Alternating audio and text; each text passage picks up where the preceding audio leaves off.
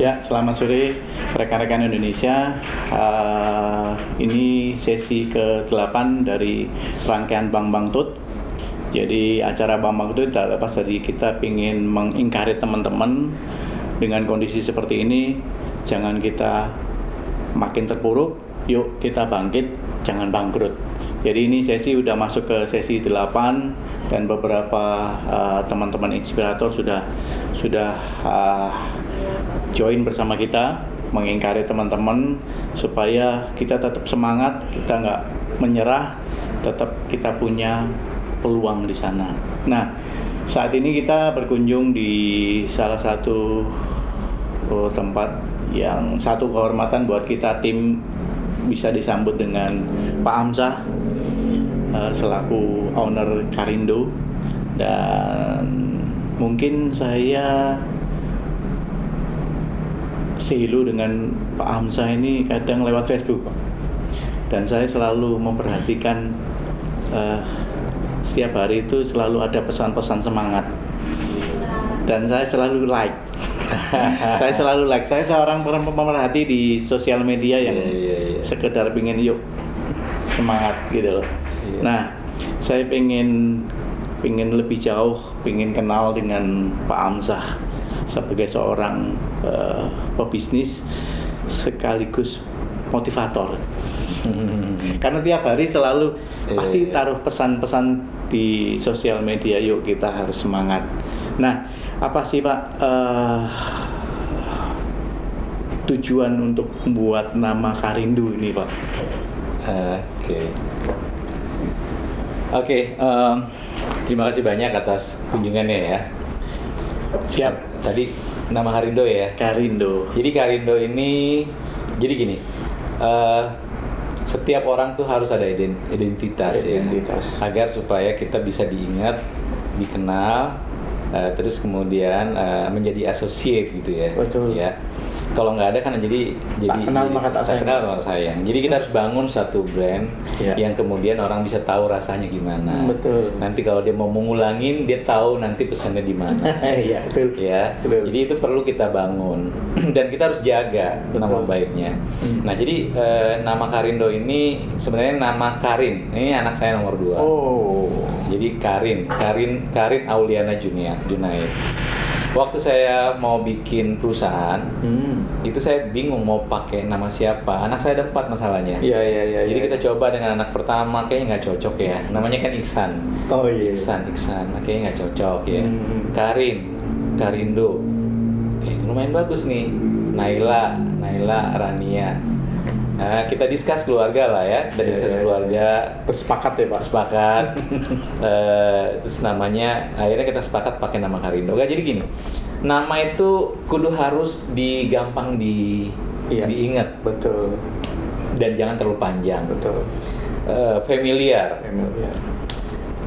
Indo itu orang selalu mengasosiasi dengan grup besar di Indonesia. Betul. Kayak Indomobil, Indosemen, ya, grup-grupnya Salim lah gitu ya. Amin. Jadi dulu perusahaan kami sebelum ini, saya kan ada joinan dengan 6 teman. Iya. Itu kita bikin nama perusahaan itu juga ada Indonya. Sehingga itu udah ketanam sama orang. Ini perusahaan besar nih. Ya kan? Dia kalau dia nanya ini satu grup ya Mas ini, kita ketawa-tawa aja. Betul. Karena kalau kita bilangnya kan kita bohong ya. Jadi kalau senyum-senyum aja. Nah, jadi itulah nama Karindo itu sebenarnya nama anak saya. Kita gabungkan dengan Indonesia, jadilah Karindo. Iya. Awal dari sebuah mimpi besar ya, Pak. Iya. Diawali dengan kemauan yang besar dan akhirnya kita percaya bahwa ini akan jadi besar gitu ya, Pak. Insya Allah. Nah, Karindo ini basic bisnisnya apa, Pak? Nah, jadi basic bisnis saya itu mulai bekerja tahun 95 waktu itu di salah satu perusahaan besar di Indonesia. Saya bekerja di divisi multimedia. Ya, jadi saya memulai karir saya di sana itu jadi sales representatif ya tahun 95. Tahun 96 alhamdulillah saya sudah menjadi top sales di sana. Ya. Juara. Ya, tahun 97 saya sempat masuk majalah SWA. Ya mungkin coba dicek lagi aja majalah tahun 97. Cari salah satu edisi di sana tuh ada cover foto saya cukup bagus di sana, satu halaman penuh. Mewakili perusahaan saya di sana tuh sebagai salah satu sales terbaik lah yang ada di Indonesia. Tahun 98 saya dipromosi jadi account manager. Tahun 99 saya merasa sudah cukup lah belajar dan kemudian saya putuskan untuk keluar bikin perusahaan dengan teman-teman. Berenam. Perusahaan itu sekarang masih ada dan bisa dibilang salah satu perusahaan distributor besar lah untuk multimedia. Ya, seperti itu. Dan kecepatan untuk naik jadi top leader tuh luar biasa. Apa sih modal Om Azza untuk bisa naik secepat itu? Jadi top sales dan kemudian account. Jadi itu satu pengalaman yang luar biasa bisa langsung naik seperti itu. Dalam agama yang saya anut ya. Di situ selalu kita diajarkan bahwa sebaik-baik manusia adalah manusia yang bermanfaat bagi manusia. Nah, jadi contohnya kayak tadi diceritakan tiap hari saya di sosial media itu harus memberikan semacam quotes nasihat-nasihat. Karena gini, kenapa saya perlu? Ada teman saya bilang, "Bro, lu ilmunya jangan dikeluarin semua dong. Nanti semua orang pinter kan kita repot." Kalau saya berpandangan berbeda. Betul. Ekonomi kita itu akan tumbuh. Akan bangkit kalau semua orang termotivasi. Karena ini akan terjadi pergerakan. Terjadi pergerakan sehingga orang bisnisnya bergerak. Iya kan? Artinya kan perputaran uang kenceng. Nah, kalau pergerakan sudah semakin tight itu kan persaingan makin ketat. Yang kita bisa andalkan adalah pelayanan terbaik. Ya, terus kemudian kualitas terbaik, ya pricing kompetitif dan networking. Nah, ini kan harus jalan. Sehingga jangan takut dengan persaingan sebenarnya. Contoh, kita juara dari 10 orang terbaik di dunia. Iya kan? Itu kan untuk mengalahkan 10 terbaik di dunia, dan kalau kita bisa jadi nomor 1, itu kan dunia mengakui. Daripada kita terbaik dari 10 orang yang biasa-biasa aja, memang sih pasti lawannya ringan. Tapi nggak ada fight juga, lu jadi nomor 1, so what? Betul. Nah pernah ada cerita di Amerika itu, di sana tuh kan kalau mereka pertanian itu kan berkelompok tuh. Nah di sana itu ada semacam kompetisi. Nah, ada satu petani ini selalu juara 1 dan selalu dia sharing. Diajarkan seluruh kelompok tani di sana itu bagaimana bertani yang baik agar supaya pertaniannya itu kualitasnya bisa naik, produksinya bisa naik. Nah, orang bingung kan, kamu bersaing sama dia, dan itu ada hadiah cukup besar. Simpelnya dia jawab, kita itu nggak bisa hidup sendiri. Dan saya, kalaupun saya selalu juara, tapi saya butuh mereka. Kalau umpamanya pertanian saya sukses, terus kemudian dia itu terserang hama, maka hama itu akan nyerang saya. Kalau dia nanam sesuatu bibit yang nggak bagus, maka angin atau burung akan membawa bibit itu ke tempat saya, dan itu akan mengganggu saya punya panen juga. Nah, jadi kita harus mengedukasi orang-orang di sekeliling kita agar supaya kita mempunyai cara pandang yang sama, sehingga kita berkompetisi dengan sehat. Soal siapa menang, siapa ini, itu urusan Allah. Seleksi alam. Seleksi alam. Jadi pribadi yang bermanfaat. Nah, itu. Artinya, kalau kita memberikan manfaat bagi orang lain, masih responnya juga akan baik. Jadi kembali tadi kan, itu manusia harus bermanfaat bagi manusia lain. Jadi sebaik-baik manusia adalah manusia bermanfaat manusia. Nah, jadi pada saat jadi sales, saya tuh di otak saya tuh bukan jualan. Dengerin juga. Jadi di otak saya tuh bagaimana saya jual tuh bukan. Tapi bagaimana saya bisa mendelivery solusi. Jadi saya tampil sebagai konsultan. Nah, jadi sebelum jualan saya tanya semua, Bapak mau beli ini untuk apa sih sebenarnya? Oke, karena kan produk banyak varian. Tadi kita cerita mobil ya. Toyota itu mulai dari dia sedan punya, MPV punya, sport punya, ya kan. Nah, kita bicara MPV mulai dari yang paling mahal dia punya itu kan dia punya Alphard ya. Alphard. Di bawahnya apa? Sekarang ada Foxy ya. Ada Foxy, terus kemudian dia punya Innova, dia di bawahnya ada Fortuner, macam-macam nih. Nah, itu kan semua dia bikin segmentasi yang disesuaikan kebutuhan orang. Betul. Nah, sama kayak dulu saya jual projector juga sama. Saya tanya, Bapak mau untuk apa? Untuk apa? Oh, ini gini, budget Bapak berapa? Sehingga pada saat kita kirim barang itu menjadi sesuatu pas lah antara yang saya bayar dan saya terima cocok. Kadang-kadang orang beli itu sebenarnya bukan kemahalan ya. Memang barang itu harganya memang layaknya dibayar seperti itu. Tapi sebenarnya kebutuhan orang itu tidak sebagus itu. Jadi mubazir. Contohnya ada orang, dia keluarganya cuman satu anak suami istri. Dia beli mobil, let's say dia beli Innova atau apalagi beli Alfa. Kan sebenarnya kemahalan. Apalagi dia tinggal di lokasi yang jalannya bagus. Sebenarnya kan bisa pilih sedan atau mobil lebih kecil. Nah, kalau dikasih itu kan jadi kemahalan sebenarnya. Kalau dia orang kaya banget sih fine aja. Tidak ada masalah dengan harga, tidak ada masalah dengan operational cost-nya, tidak ada masalah sama pajak, fine aja. Tapi kalau dia pas-pasan, kemudian dia harus berat bayar pajaknya, berat bayar, jadi kasihan sebenarnya. Salah kostum lah ceritanya. Salah kostum. Nah, jadi itu yang saya lakukan sehingga selama ini, waktu saya jadi sales sampai saat ini pun itu yang saya pegang, sehingga orang kalau beli barang sama saya selalu merasa puas. Nah, jadi saya jujur, yang namanya jadi sales yang sulit itu cuma 3 bulan pertama kok. Adaptasi. Karena orang nggak tahu saya aja. Once dia tahu, repeat order kan datang. Orang beli sekali, dia beli 2 kali. Betul. Dan dia akan cerita. Betul. Nih, selama Karindo nih, ada beberapa customer saya sampai dengan hari ini saya nggak ketemu. Padahal dia transfer uang saya itu 700 juta, 800 juta, 1 miliar. Saya bilang sama dia, Bapak nggak takut? Kan kita belum pernah ketemu. Oh, saya sering kok pakai barangnya Karindo. Ya. Gitu. Dan yang cerita Karindo bagus itu kan bukan Bapak, tapi orang lain. Betul. Ya udah, makasih kalau Bapak seperti itu. Iya. Nah, jadi itulah nama baik harus dibangun. Betul. Dengan motivasi yang tulus menghadirkan solusi, dan kemudian dengan niat tulus juga bahwa tulusnya kita baik, nanti akan baliknya baik, gitu Pak. Iya.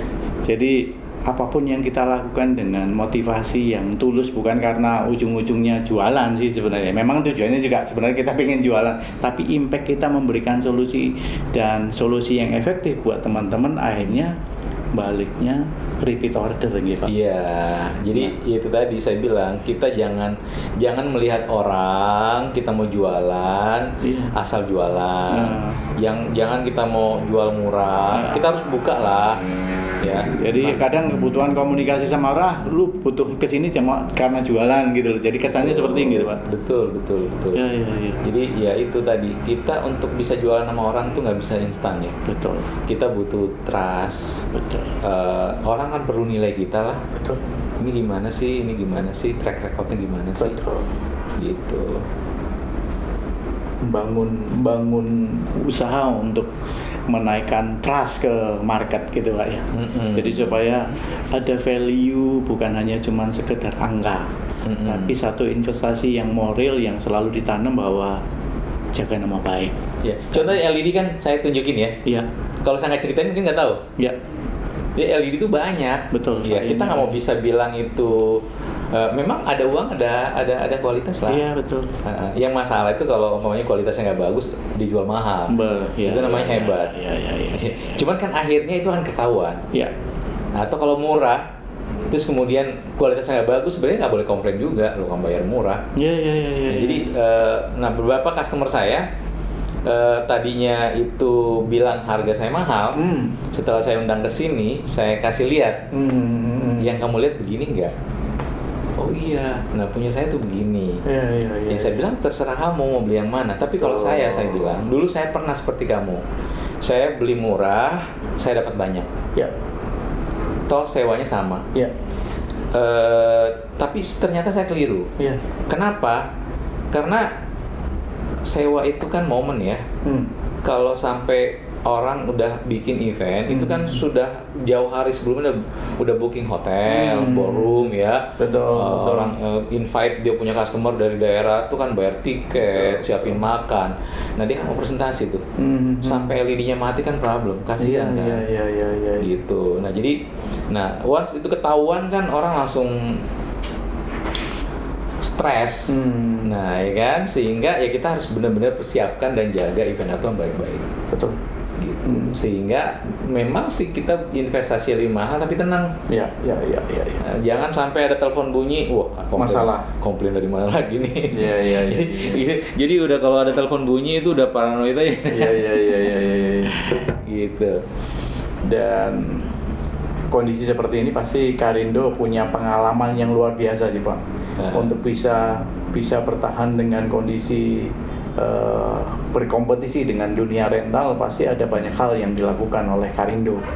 Apalagi kompetisi di dunia rental saat ini kan sebelum kondisi pandemi ya, banyak banget gitu yang main pemain LED. Ya, untuk menghadapi kondisi seperti itu, apa yang dilakukan Pak? Jadi gini, setiap manusia itu sudah punya rezekinya masing-masing ya. Contoh ya, kita lihat hotel. Mulai dari hotel satu malam ya, itu harga 20 juta, 10 juta, rame aja kan? Ada juga hotel yang 500 juta, bahkan di bawah sejuta juga banyak, itu rame aja. Jadi setiap customer itu sudah punya semacam pilihan alternatif. Sehingga ya kita berusaha untuk makanya pemain banyak jarang ketemu karena dia sibuk dengan customernya. Kita juga sibuk dengan customer kita sendiri. Jadi itu sudah ada semacam segmen tersendiri lah. Contohnya kayak Honda lah laku juga, Toyota juga laku, Suzuki laku semua. Mustang laku ya bro. Ya jadi intinya gini, nggak usah saling menjelek-jelekan dan nggak usah saling banting harga. Karena dengan banting harga itu tidak menyelesaikan masalah. Apalagi kalau rental tuh gampang banget kok. Kalau kita mau perang harga, kamu jual 1 juta, saya jual 900, yang lain akan jual habis gitu. Yang diuntungkan justru nggak ada yang diuntungkan. Tidak ada yang diuntungkan. Kenapa saya bilang? Pada saat kemampuan perusahaan untuk membayar karyawannya rendah karena dapat bayaran rendah, maka kesejahteraan karyawan akan turun. Kesejahteraan karyawan turun, maka skillnya akan turun. Dia motivasi kerjanya juga akan turun. Kemampuan perusahaan untuk membeli barang baru, melakukan riset and development juga akan turun, sehingga akan dirugikan semua. Nah, sehingga apa yang terjadi? Dunia event di Indonesia akan dapat predikat jelek. Karena IO-nya juga udah dipres, budgetnya dipres, ini semua dipres, sehingga event itu akan berjalan dengan apa adanya. Sehingga dunia internasional akan lihat, wah Indonesia eventnya jelek. Udah deh nggak usah bikin event di sana. Nah akhirnya kita semua yang kena rugi. Nah itu ya kalau saya. Tapi kan kita nggak bisa memaksa orang untuk melakukan hal yang sama. Yang saya bisa lakukan hanya sharing.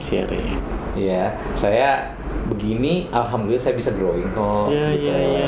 Saya mulai Karindo itu dari kecil banget, dari garasi rumah saya dengan cuma 24 meter LED. Dalam jangka waktu singkat saya bisa punya ratusan meter. Ya, itu semua karena kepercayaan customer. Betul. Ya, bukan karena saya banting harga. Bisa dicek lah Karindo jual murah di mana. Betul. Ya, tapi memang ada customer yang butuh pelayanan yang bagus. Ya, kalau beli sama saya kan saya backup unit.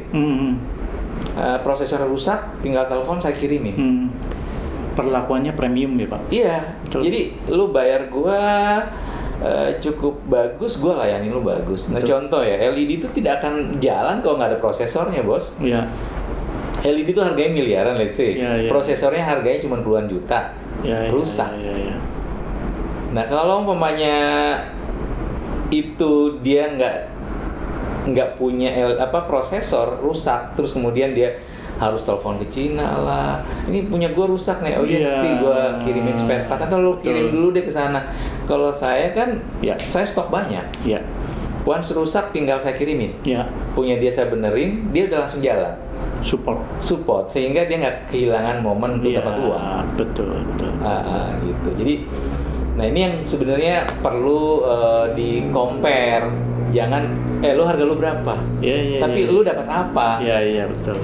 Ya kan, sama kayak sekarang kan juga teman-teman jual sesuatu kan ada yang jual batangan, ada yang jual package.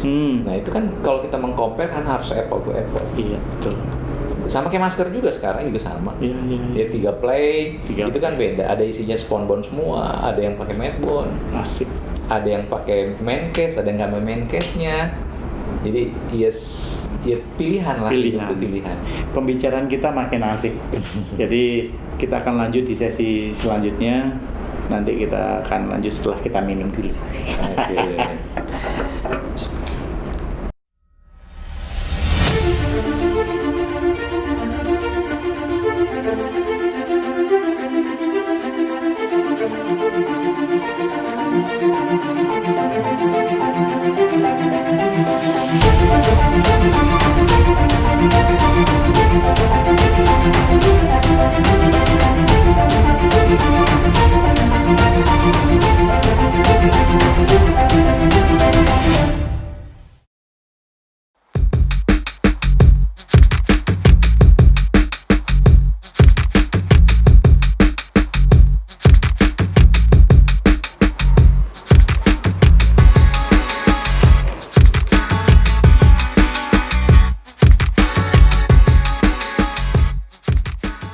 Hai, saya Setiawan Winarto dari PT Suara Visual Indonesia. Bagi yang belum tahu, PT SVI adalah distributor audio, visual, security, dan automation system di Indonesia.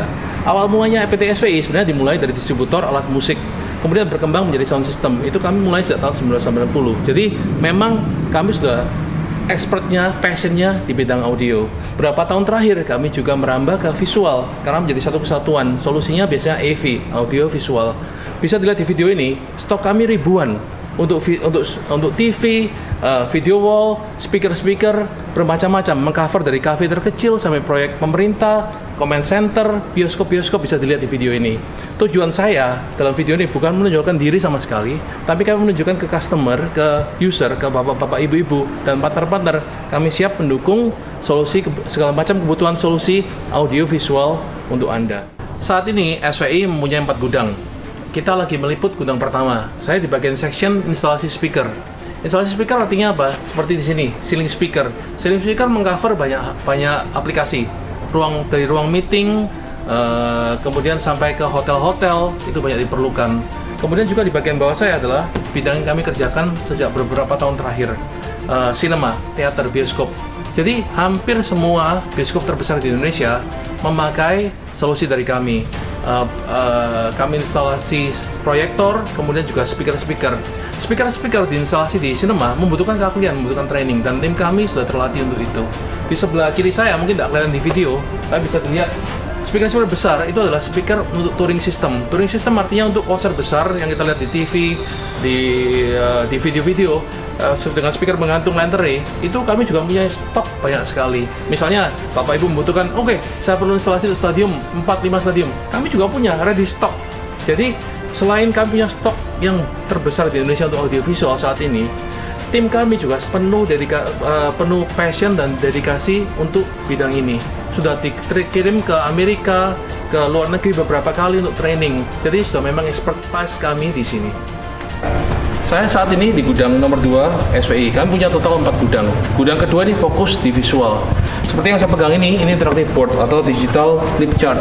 Ini salah satu yang terlaris saat ini karena fungsinya menggantikan proyektor. Setiap ruang meeting, ruang kelas, kita tidak perlu lagi menulis secara manual atau silau kena proyektor, tapi digantikan dengan ini. Samsung Digital Flip Chart. Kemudian juga ada kategorinya video wall yang digabung-gabung TV itu. Ini kita banyak stoknya juga.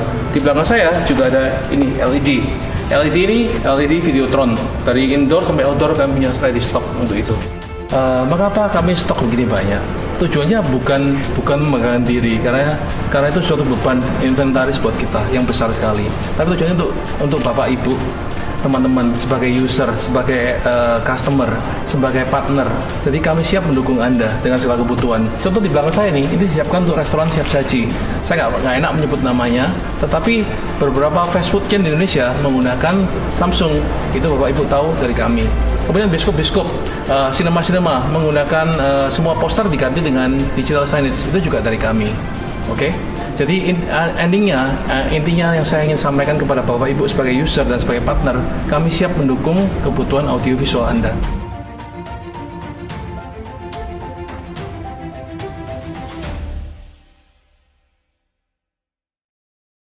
Karindo juga akan ngalami dan pasti ngalamin kondisi berat di masa-masa pandemi.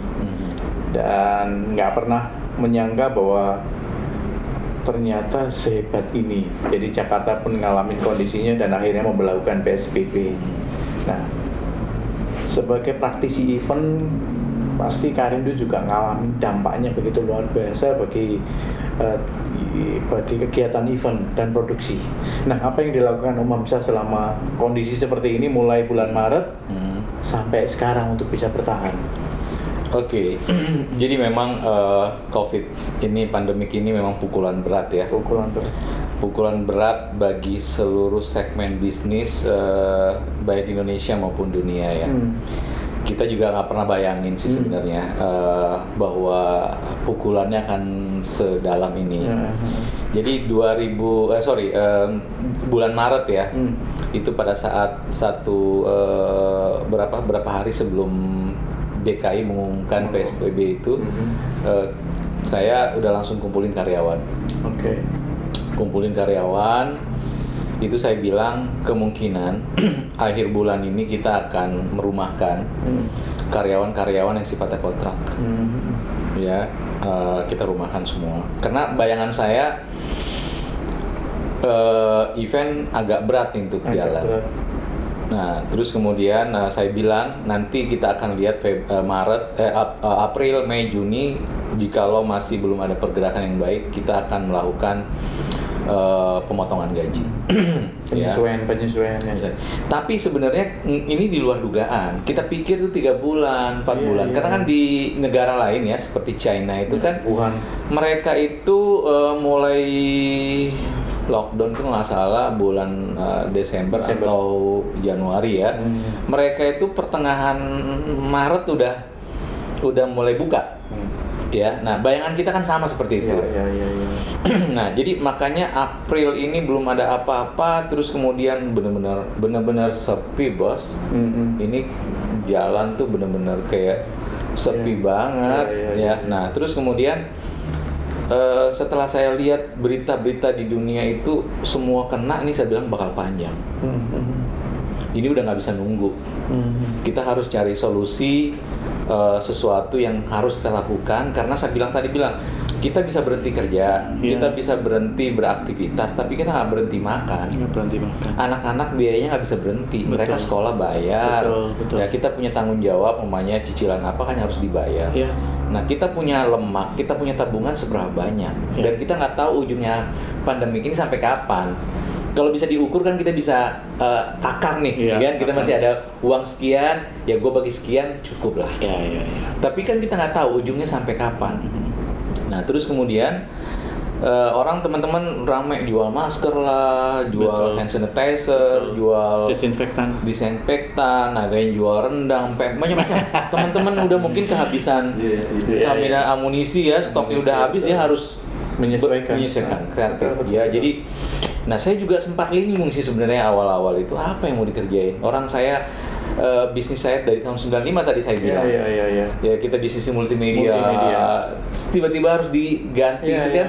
Sebenarnya agak repot. Nah, jadi sebenarnya sebelum Covid itu saya dulu waktu kuliah suka mendengar salah satu pengamat ekonomi itu Pak Kian Gie bilang, jangan menyimpan telur dalam satu keranjang. Ya, karena kalau keranjang itu jatuh, maka pecah semua telurnya.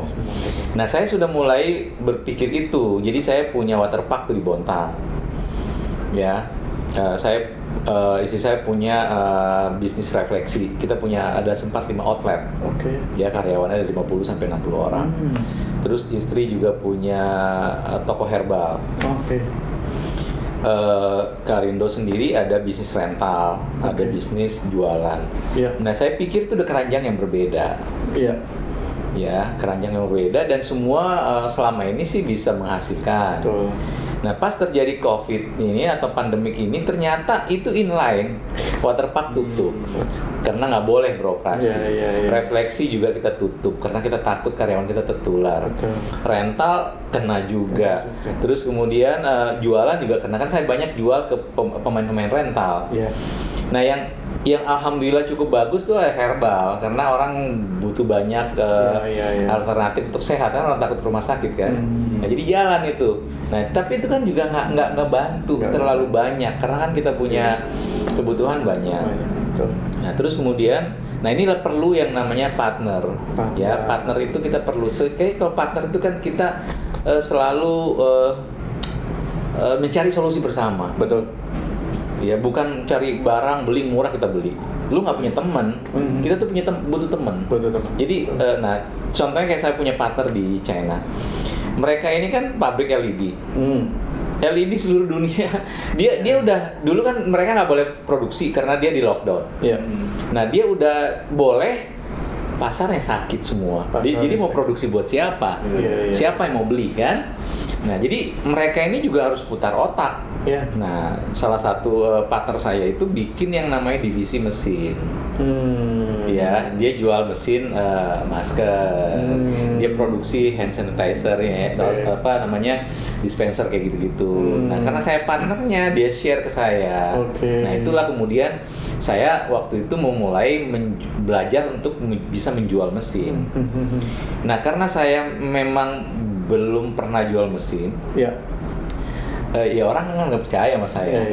Kamu tuh kalau jual LED kan kita ngomong di kita udah ngerti.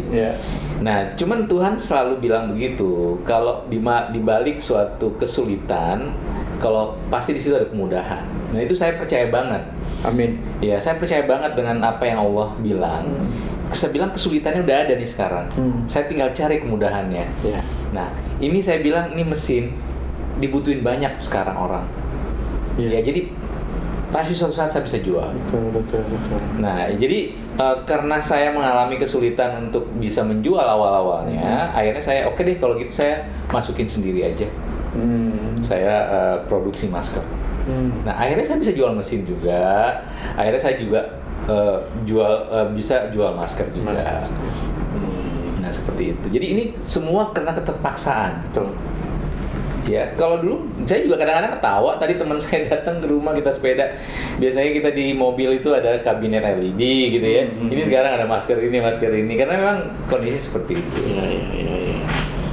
Kalau bicara tentang pandemi, kalau kita bicara tentang masalah selesai. Tapi kalau kita nganggap bahwa pandemi ini sebagai satu momen, bahwa kita akan naik lompatan yang baru, nah pasti kita nggak kehilangan ide.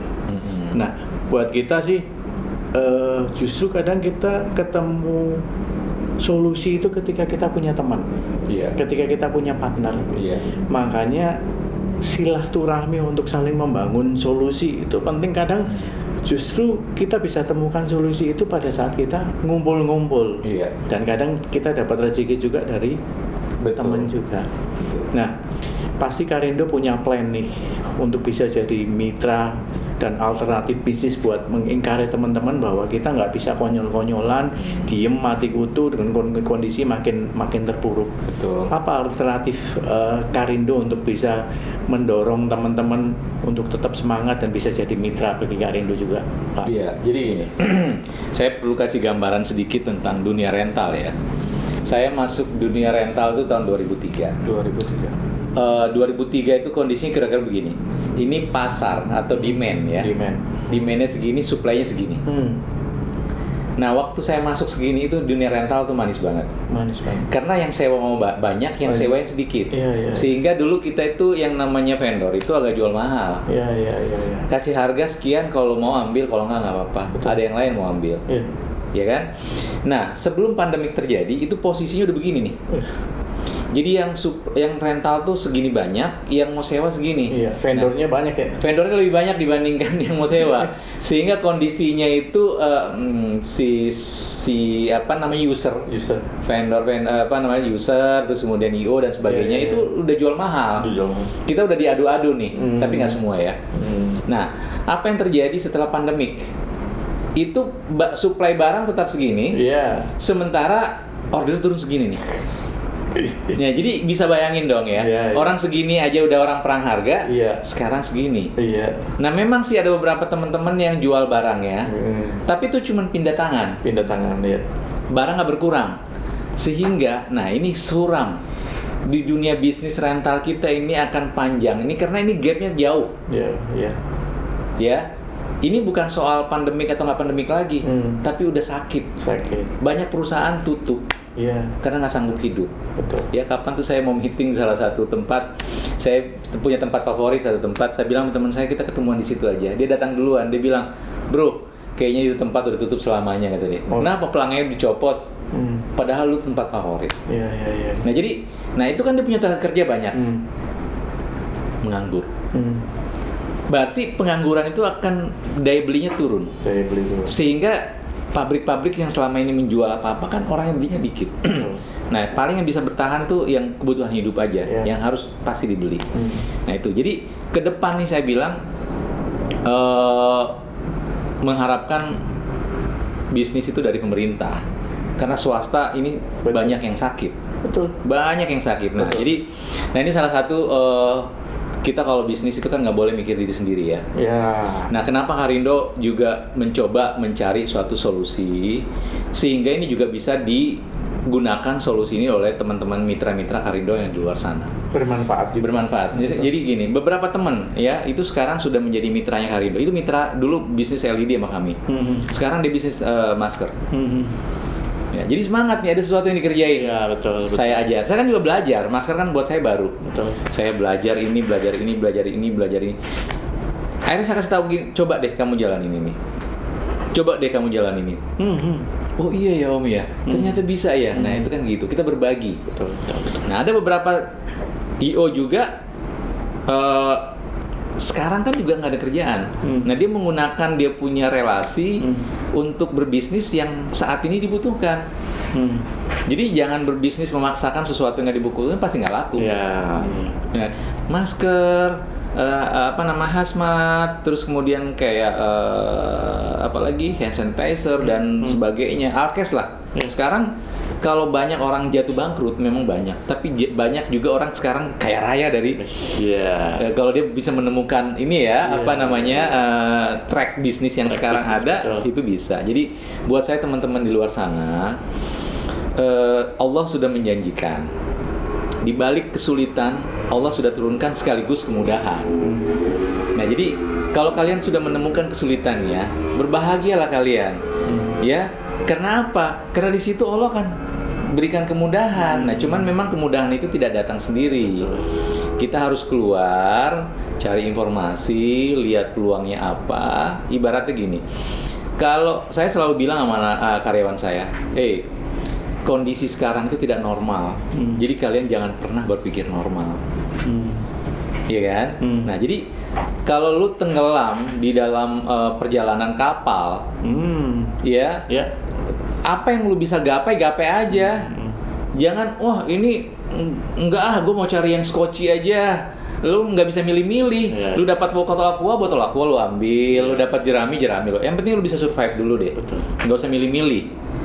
Ya kan? Nah, jadi sekarang apa yang ada di sekeliling kita nih yang bisa bisnisin. Betul. Nggak usah pakai gengsi. Betul. Nggak usah pakai malu. Nggak usah bilang lu nggak ngerti. Coba aja. Nah, kalau nggak ngerti apa-apa hubungin Karindo aja. Kita bisa mulai jual masker, bro. Ya, jadi saat ini juga saya sudah punya cara nih. Jadi kita sudah keluarkan jurus mabok nih. Jurus mabok ini sangat efektif. Insya Allah akan bisa cepat bisa menghasilkan duit.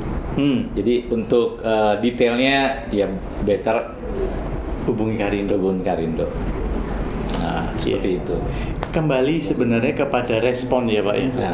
Apapun masalahnya, kalau respon kita baik, respon kita bermanfaat, jadinya bermanfaat. Tapi ketika kita punya masalah dan makin merenungi masalah dan nggak bergerak apa-apa, makin konyol. Tapi ketika orang punya respon benar dan akhirnya bergerak benar, dapatnya benar. Gitu nih Pak. Nah, mungkin satu kalimat terakhir ya, pesan-pesan buat teman-teman di sana yang di dunia event, praktisi maupun kru yang sekarang mungkin nggak ada aktivitas apa message buat mereka Pak? Ya, yang saya bisa bilang adalah teman-teman semua, yang pertama tetap harus jaga jarak, harus pakai masker, terus kemudian harus selalu cuci tangan, itu yang pertama. Yang kedua, harus menjaga daya tahan tubuh ya dengan olahraga yang imun ya, terus makan yang istirahat yang cukup. Nah, yang selanjutnya ya mencoba untuk menerima keadaan bahwa dunia kita sekarang begini gitu loh. Kalau dulu lu cari uang dari ngekru, dari ngerental, sekarang tuh nggak terbuka peluang itu. Jadi realistis saja. Coba lu pukul diri lu, gue nggak sedang mimpi, gue ini nyata gitu loh. Iya betul. Nyata gitu. Tabungan lu sisanya berapa? Biasanya transfer masuk terus, sekarang nggak ada. Terus jangan mimpi lu sekarang nih, ini beneran. Ini beneran kondisinya seperti ini. Hari Senin berikutnya kalau nggak salah DKI itu sudah akan memberlakukan PSBB tahap kedua ya. Nah jadi, ini bisa dibilang kiamat, bisa dibilang opportunity. Jadi tetap semangat, teman-teman gua, sahabat Kerindo, kalau bilang semangat aja. Kalian nggak sendiri ya. Kita banyak. Kalau kita mau berusaha, pasti ada jalannya. Saya selalu bilang dulu, if there is a will, there is a way. Jadi kalau lu mau, insya Allah di situ ada jalannya. Jadi semangat aja. Insya Allah we can. Selalu ada jalan dan pasti ada waktu yang indah untuk kita pasti menikmati prosesnya. Nah, kita akan nikmati semua tayangan ini nanti di YouTube CSA ataupun live streaming CSA. Silakan like, share, and subscribe dan bunyikan loncengnya, bro. Nah, intinya kita di sini mengingkari teman-teman dengan tetap tersenyum sebenarnya, meskipun memang keadaannya seperti itu, tapi kita tetap respon untuk tetap semangat. Jangan pernah menyerah. Badai pasti berlalu, bahwa semua harus melangkah. Kebutuhan orang tetap harus jalan, argo tetap jalan. Meskipun bensin tinggal dikit, ya ayo kita isi. Nah, kita harus merubah tripnya. Kapan hari tripnya seperti ini, kita harus menyesuaikan tripnya. Ya, kita tetap semangat. Jangan lupa tetap jaga imun. Oke, selamat sore. Salam Indonesia.